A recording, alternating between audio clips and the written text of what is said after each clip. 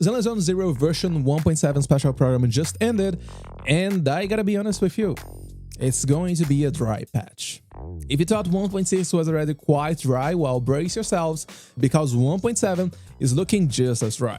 But we're still getting a main story quest, and of course 2 new agents in the game. We're also getting some events, but some of these events are going to be rerun. I'm pretty sure they are only doing this because they are focusing a lot of resources in the version 2.0, which is probably going to be the next patch. We got a dev post this week where they shared a lot of information in the upcoming version 2.0. And speaking of version 2.0, do you remember Yishuan? They just confirmed for us in this special program that Yishuan is going to be a Void Hunter, or at least someone who's on a Void Hunter level.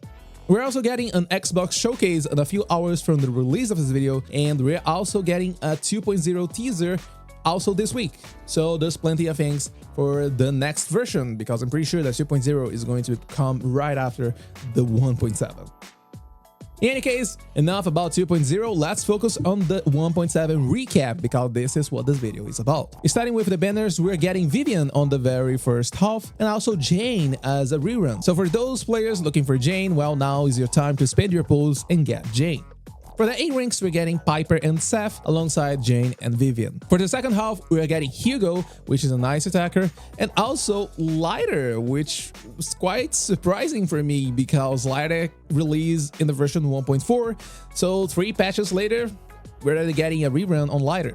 Well, I think this is just QoL doing their best to help us and save some pulls for the 2.0, because I know some of you are probably going to skip both of them because they are male characters. For the A ranks on the second half, we're getting Sokaku and Anton, which I don't think they're like that good units. So, well, overall, I'm pretty sure that this is going to be a huge skip for most of you.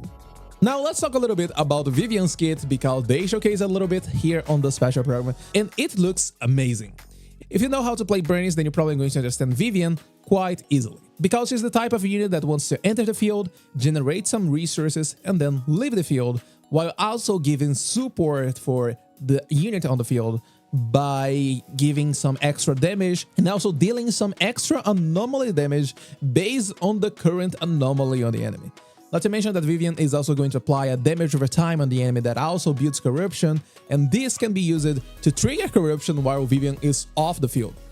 So overall, the idea is really similar to Burnies, but it requires some extra inputs, as you can see. You need to use some basic attacks in order to change Vivian's stance, and then you can leave the field, and Vivian is going to support the unit that stay on the field using her resources.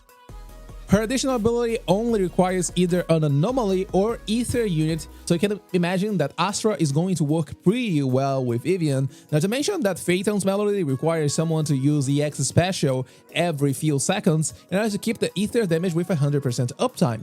So Astra and Vivian is going to work pretty well.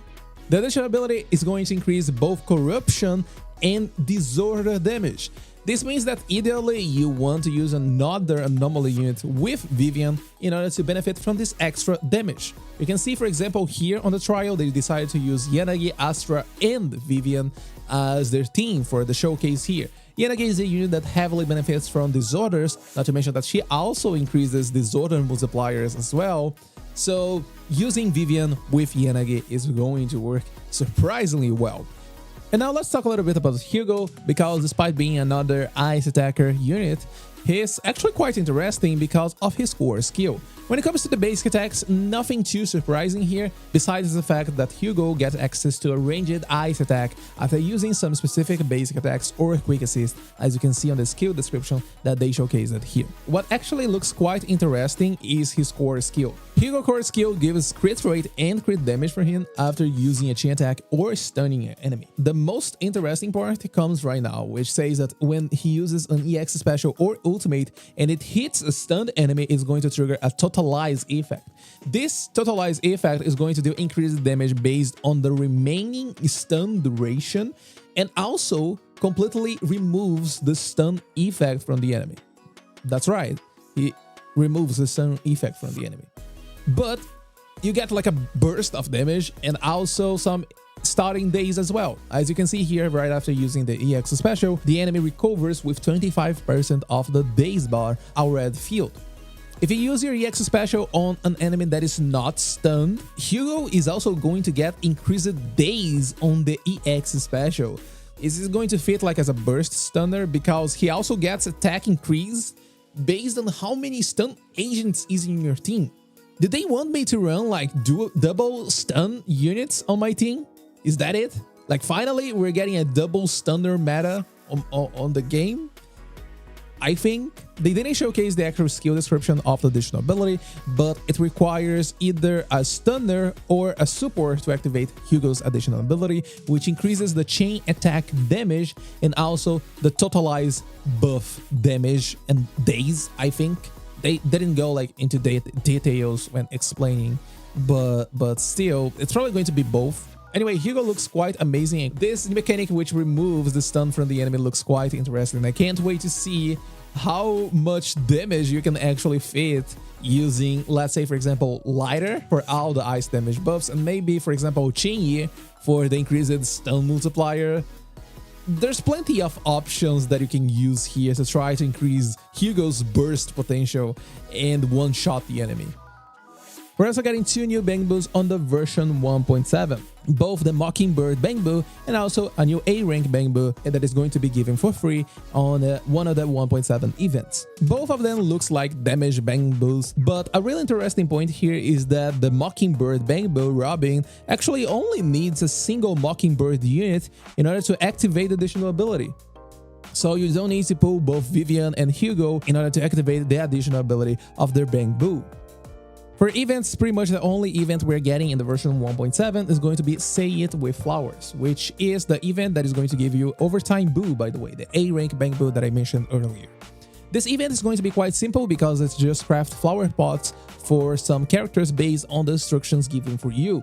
And this is going to give you some extra rewards, interactions with the characters, and the only thing this is going to add for you, like permanently in the game, is a quality time interaction that is going to be available for agents, where you're going to walk with them, go into the flower shop, and craft flower pot for them. So quite cool actually, but besides this, we're not getting a lot of events in the version 1.7. For example, we're getting Bangboos Bash, which is a rerun of the Grand Muscle Adventure mode that we got in the version 1.5, the Fall Guys one, right? This time they decided to add some ranked mode, so for those that decide to try hard in Fall Guys, well, now's your time to get Diamond rank in Fall Guys, I mean Bangboos Bash. I don't know, that's on you. We're also getting a Tail Through the Looking Glass, which is one of those events where you just set up a unit to do something for a few hours and get your rewards. You get some extra story here, but nothing much. It's quite simple, you know, just do nothing, get your rewards, that's it. We're getting Springtime Snapshot as well, which is one of those classic camera events where you just take photos from units or things. And also another rerun, the Flavor Citywide Delivery. The same one where we had like the sandwich store in Luminous Square is going to take another rerun on this 1.7. Besides this, we're also getting, of course, the double drop events both on Age IA and also Routine Cleanup. And both the 10 limited pulls and 10 boo pulls as login bonus for the version 1.7 that happens on every single version. But that's all we're getting in the version 1.7 when it comes to events. They also added some quality of life, such as changes on how you can lock and discard drive discs from the interface. Now you can mark drive discs for discard even if they are equipped by someone else. And for Notorious Hunt, they also added the option for you to pick up no reward or Pursuit to the Depth mode right after finishing your 3 free runs every week. But yeah, that's it for the version 1.7, but personally I'm super hyped for the version 2.0, so I can take this dry patch. Maybe not enough pulls for 2.0, but in any case, let me know in the comments down below what do you think about the version 1.7 and how hyped you are for the 2.0, especially right now that we know that the Yishuan is going to be a Void Hunter. I really hope they don't release her in the 2.0, otherwise I have no idea if I'm going to have enough pulls to pull her, but well, that's it for today's recap on the version 1.7. Thank you so much for watching. Have a beautiful day, and I'll see you in my next video. See ya.